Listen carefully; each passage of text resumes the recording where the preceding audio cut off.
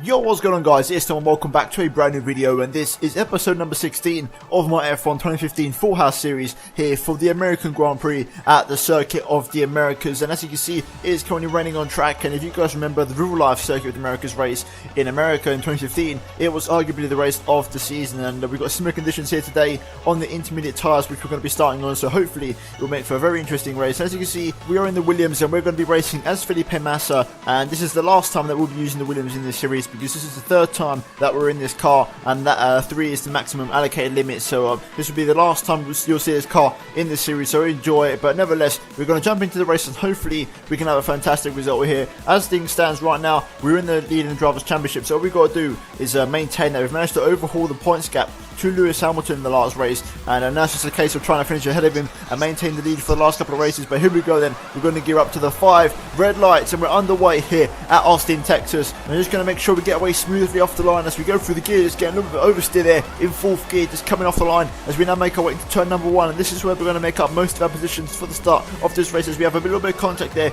with Max Verstappen on the right hand side, but we get past most of the cars. Actually 8 positions we gain in turn 1 there, and then go for turn 2. There's been contact. Maldona's gone round. There's been contact there. He's had a crash with Sergio Perez, I believe, so I'm going to quickly get a replay of that and see exactly what happened there to the Venezuelan. As you can see, going through turn number 2 now, and there's Perez on the left hand side. There's going to be contact between the two, and Maldonado actually goes round, and he actually goes sideways on the track and collects everybody, causing a massive train. And as you can see, everyone gets stacked up there, and it just holds up the entire 8 cars that were behind us. So lucky enough, thanks to that really good start we had through turn 1, we managed to come away unscathed from that incident and gain most of the positions, and crucially not be involved in that contact. And we're already into points. As you can see, we're in P10 now, midway through lap 1 as we go into the hairpin for the first time. And we're going to try and dive one up the inside of Perez, and also Romain Grosjean here, who Grosjean actually had a pretty good start this race, but we're going to go up the inside of him anyway and take the position there. And we've gone up to P8, and we're now on the back of Daniel Ricciardo.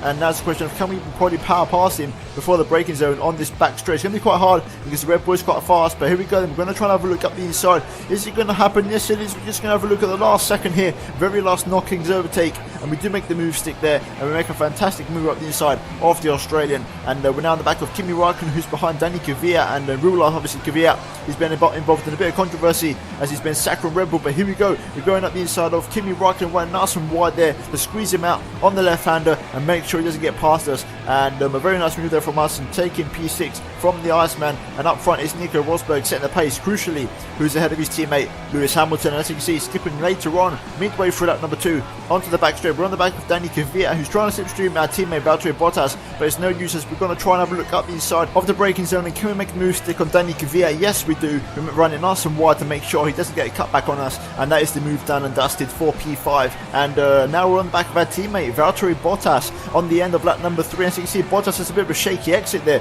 through the right hander, which allows us to get past him way before this penultimate corner, and we run out nice and wide once again to make sure that no one gets a cut back on us, and we're keeping our teammate behind us. And crucially, Bottas didn't make that move too hard, so seemingly the team might have told him to just take it nice and easy and not take me out. But as you can see, we set the fastest lap of the race there, and we set another one straight after, so we're really starting to get on the pace here on these intermediates here at the Circuit of the Americas, and we're putting on a show for these American fans. And as you can see, on lap 8, we're on the back of Sebastian Vettel, and we're going to try and dive one up the inside here of the double apex left-hander. Can we make it stick? Yes, we do. A fantastic move there on Sebastian Vettel, and that will take down. As you can see, now on the end of lap 9, we're finally coming in for the pit stops, and this is the first one of the race, and we're on the back of Lewis Hamilton as championship rival, and we managed to catch up to him in that first stint alone on the intermediate. So a very good stint there from us, and we definitely put these intermediate tyres for a good workout, and it definitely paid dividends for us. As you can see, Lewis is just there, just getting off now after Jack underway, and we actually have a pretty good stop there, 2.2 from the Williams crew, so really good job from them.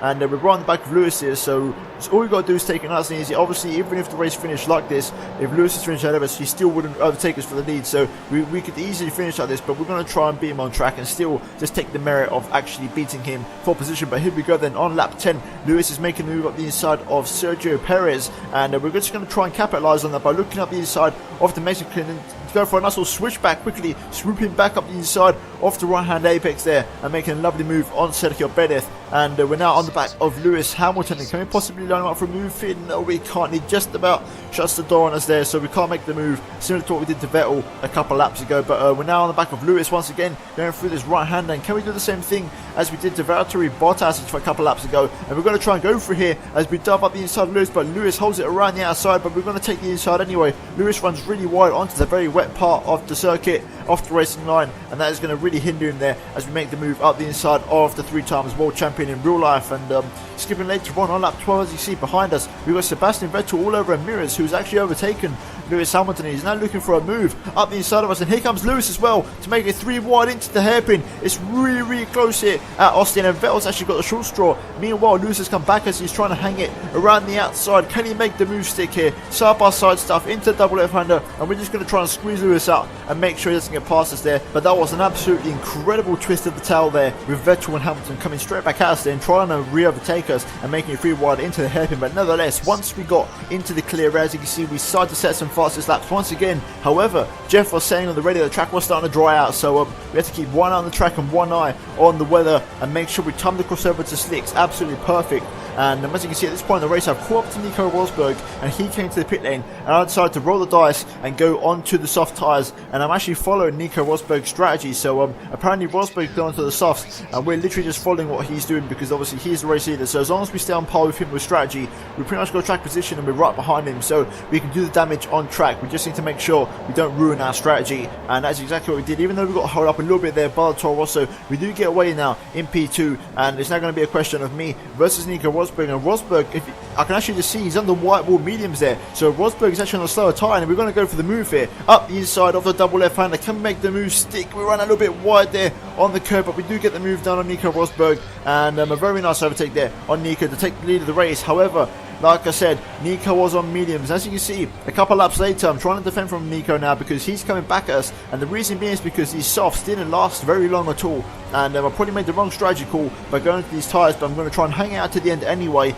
and there's no point in making an extra pit stop, so I might as well just finish second as long as I'm ahead of Lewis Hamilton. So I'm going to battle Nico Rosberg to the death here at Circuit of the Americas, and as you can see, here comes Rosberg once again in the DRS on the back straight on lap 22. He's going to try and put a move up the inside. We're going to squeeze him nicely there to the inside and try and set him up for a cutback on the apex, and I get a lovely bit of traction there on these soft tyres and kind of hang it around the outside of Rosberg here. He's going to give me the room. We're going to go side by side here through the double apex right-hander, and we do get the move done on Nico Rosberg once again and retain our lead of the race.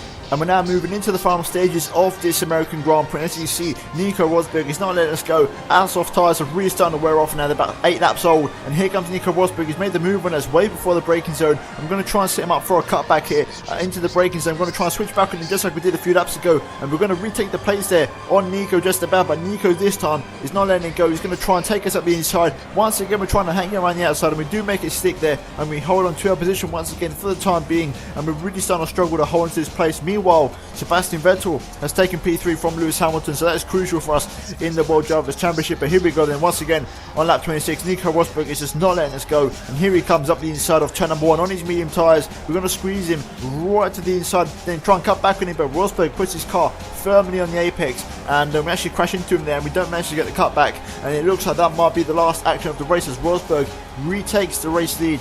And it's going to be very hard to try and pass him now on these very worn tyres. And if I'm going to do it, I'm going to do it right now, and that is exactly what I'm going to do. So try and slide up the inside, but Rosberg's having none of it, and it looks like this time Rosberg is not going to let me through, and it looks like he might have won this race. I'm going to try and wait for the DRS and hopefully potentially get him down the straight, but it's going to be a bit of a long shot here. As you see, Rosberg is really pulling away from me on those tyres which aren't as worn as mine, and unfortunately I did try to catch Nico Rosberg, but it's just too much. His mediums are just way too strong. As you see, I'm all over the place, cutting and extending every single corner, and it was just a case of, you know what, I'll take second place. 18 points will do very nicely. Crucially, Lewis Hamilton, I think, finished in 4th place at least behind Sebastian Vettel, so second place is going to be an absolutely fantastic result for us, and Nico Rosberg takes a much needed 25 points for the Drivers' Championship, with Sebastian Vettel rounding off the podium. So a very interesting podium there, and Lewis Hamilton really did not capitalise on the fact that I went on the wrong tyres there, unless he maybe did the same thing as I did and went onto the softs, which may have backfired on his race as well. But as you can see, I left the second place trophy there. The best we could have got probably in there today, because Rosberg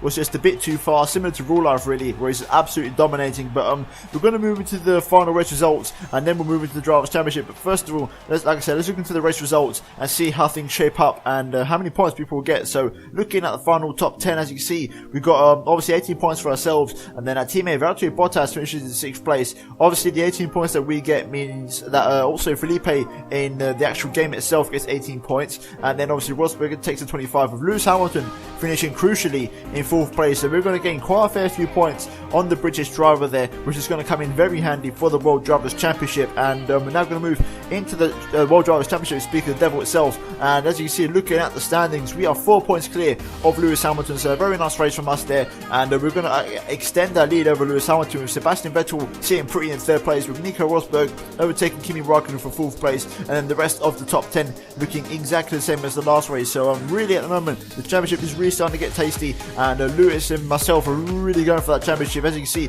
only 4 points in it with 3 races to go, I believe. So things are getting really interesting, and hopefully you guys have enjoyed this video and are enjoying this series. If you have, then please do smash that like button down below, and if we could hit 80 likes, that would be absolutely incredible, and I would really appreciate you guys for it. But nevertheless, if you're new on here, please be sure to subscribe to my channel, and I'll see you in my next video very soon.